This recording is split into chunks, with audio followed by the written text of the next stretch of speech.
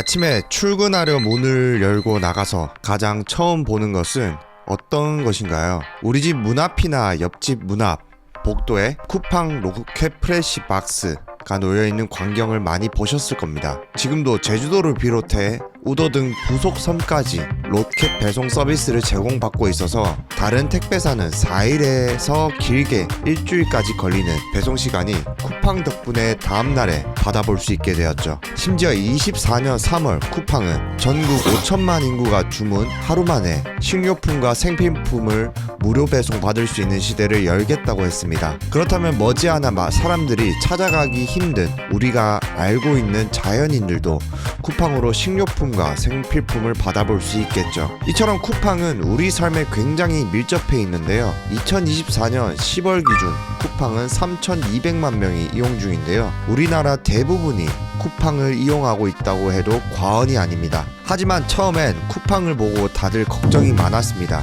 특히 언론, 대기업 사이에서 쿠팡은 말이 안 되는 회사라고 말들을 많이 했습니다. 왜냐면 적자가 너무 심했거든요. 2021년 쿠팡의 적자는 무려 약 1조 7천억이었습니다. 그런데 이런 적자 회사가 어떻게 미국 나스닥까지 상장까지 한 회사가 될 수 있었을까요? 심지어 쿠팡의 시가총액은 네이버와 카카오의 시가총액을 합친 것보다도 큽니다. 오늘의 주제는 천문학적인 적자 속에서도 국민 기업으로 거듭난 이 회사에 대해서 알아보겠습니다. 우리는 고객에게 집착한다. 우리는 계속 도전한다. 우리는 한국의 아마존이 되겠다. 쿠팡입니다.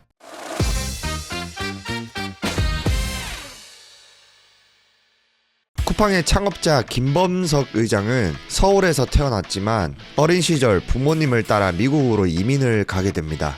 왜냐하면 아버지가 주재원이셨거든요. 미국에서 자라면서 미국식 교육을 받으면서 김범석 의장은 창업에 대한 관심이 생깁니다. 또한 김범석 의장은 공부도 엄청 잘했는데요. 고등학교를 졸업하고 무려 하버드 대학교에 입학하게 됩니다. 그리고 하버드 경영대학원 소위 MBA에 진학했습니다. 그 당시 미국에서 소셜 커머스가 폭발적인 인기를 끄니까 저 소셜 커머스를 한국에서 해보고 싶다라고 생각하게 됩니다. 사업에 열정이 컸던 김범석 의장은 지금 창업하지 않으면 기회가 없을 것 같다라고 생각했습니다. 2010년 결국 32살의 김범석 의장은 하버드 MBA를 중퇴하고 창업을 위해 한국으로 오게 됩니다. 여러분들이 김범석 의장이었다면 어떤 선택을 하실 건가요? 모든 걸 포기하고 도전할 수 있었을까요? 아무튼 한국으로 돌아온 2달 뒤 김범석 의장은 쿠팡을 창업하게 되죠. 쿠팡이라는 이름은 쿠폰이 팡팡 터진다 해서 쿠팡이다 라는 설이 있는데 쿠팡에선 공식적으로 인정하진 않았습니다. 지금은 쿠팡을 앱으로 생각하지만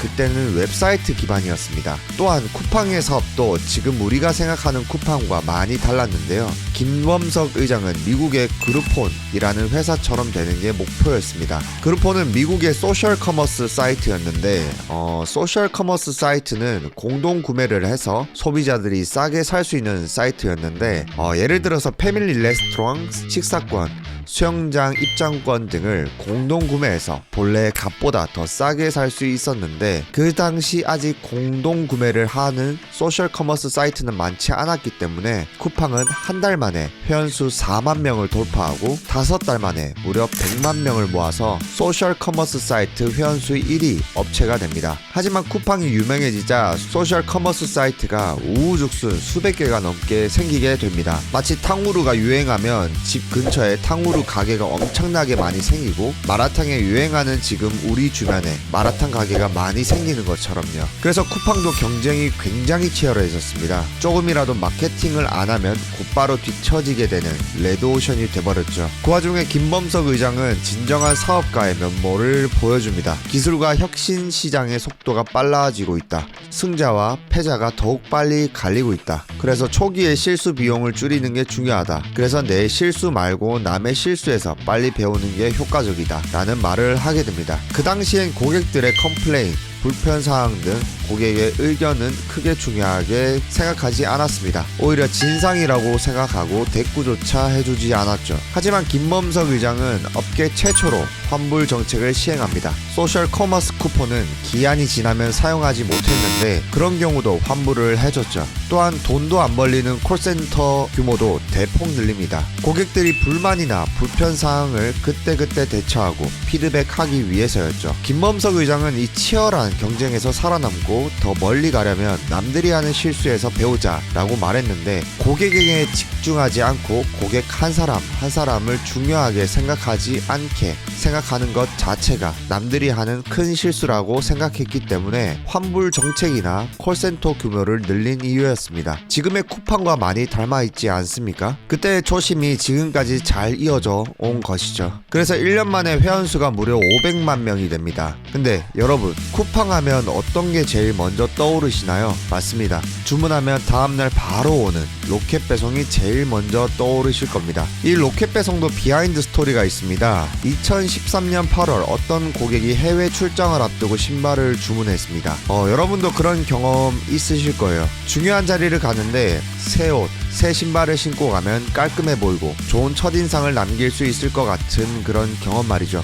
그런데 출국 전날까지 도착을 하지 않는 겁니다. 그래서 그 고객은 쿠팡 콜센터에 전화를 했습니다. 내일 출장인데 아직 신발이 도착을 안 했어요. 그때 쿠팡이 어떻게 했을까요? 다음날 쿠팡 직원이 직접 공항까지 배송을 하게 됩니다. 그러자 고객이 너무 고마워하면서 자발적으로 정성스러운 리뷰를 남기게 되는데 그때 김범석 의장은 한 번 더 실수를 느끼게 됩니다. 지금까지 배송하는데 이만큼 오래 걸리는 게 고객들은 많이 불편하구나. 획기적인 배송 시스템으로 고객의 마음을 사로잡아야겠다 라고 생각합니다. 그래서 2014년 로켓 배송이 탄생합니다. 심지어 이 로켓 배송 시스템은 한국 이커머스의 판도를 바꾸게 됩니다. 기존 이커머스 사이트는 오픈마켓으로 운영되고 있었는데요. 오픈마켓은 G마켓이나 11번가와 같은 이커머스 사이트가 실질적으로 물건을 파는 판매자와 그 물건을 구매하는 소비자를 연결해주는 중개 방식이었는데 그래서 반품을 하기도 어렵고 판매처마다 배송 기간도 다 다르고 품질도 다 달랐습니다. 하지만 쿠팡은 달랐습니다. 쿠팡은 자체 창고에서 물건을 직접 쿠팡이 배송해서 빠르게 배송할 수 있었고 반품도 자유로웠고 품질도 쿠팡이 보증할 수 있게 됩니다. 그래서 고객들은 물건도 빨리 오고 고객 서비스도 좋고 품질도 좋은 쿠팡을 많이 이용했죠. 이제 우리가 아는 쿠팡으로 승승장구할 일만 남았을까요?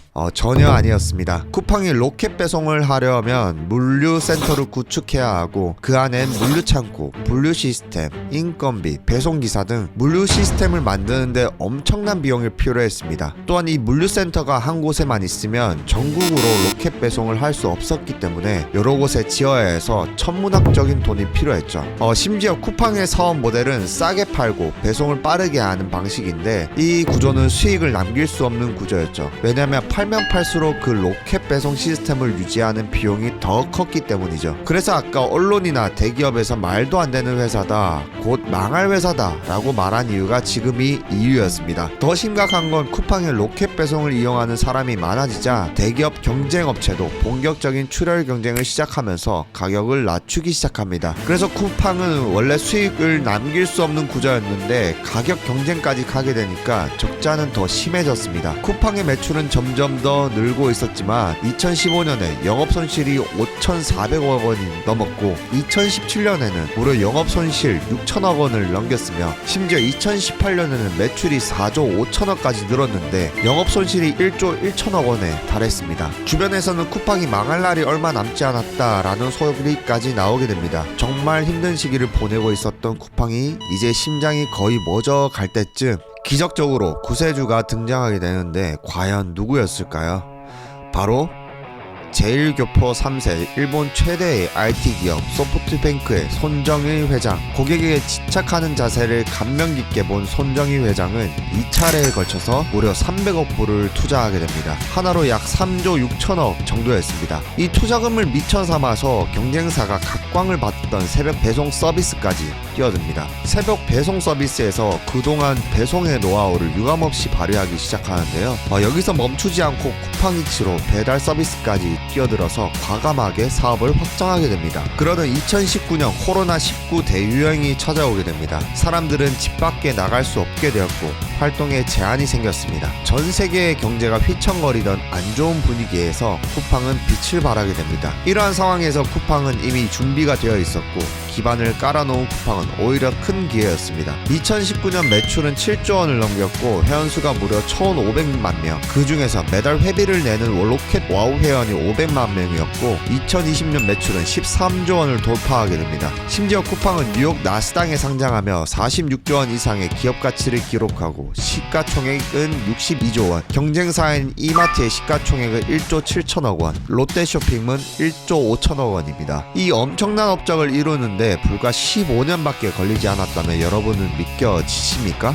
여러분은 쿠팡의 이야기를 듣고 어떤 걸 느끼셨나요? 김범석 의장은 하버드 MBA 중퇴까지 하면서 도전했기에 지금의 쿠팡을 만들었고 고객이 가장 중요하다라는 가치관에서 로켓 배송, 쿠팡이츠, 쿠팡 플레이 등 사업 아이템을 만들어냈으며 바로 눈앞에 단기적인 이익보다 장기적인 성장을 위해 가감한 투자를 해서 남들은 곧 망할 거야, 말이 안 되는 구조다 라는 비난 속에서도 흔들리지 않고 꿋꿋이 자신의 길을 걸어갔기에 결국 한국의 아마존을 만들 수 있었습니다. 여러분도 김범석 의장처럼 큰 도전이 아니더라도 자신만의 조그만 도전을 시작해보시는 게 어떨까요? 마지막으로 김범석 의장이 했던 말로 마치면서 여러분들의 새로운 도전을 위해 노력하는 NGC가 되겠습니다. 한국 시장의 제약과 시련은 우리가 계속 도전하게 만들었다. 즉, 지금의 어려움과 주변 상황 때문에 도전을 할 수 없다는 핑계가 아니라 새로운 도전을 하게 만드는 계기였다. 지금 무엇을 하고 있느냐가 중요한 게 아니라 앞으로 무엇이 되고 싶은지를 고민해라.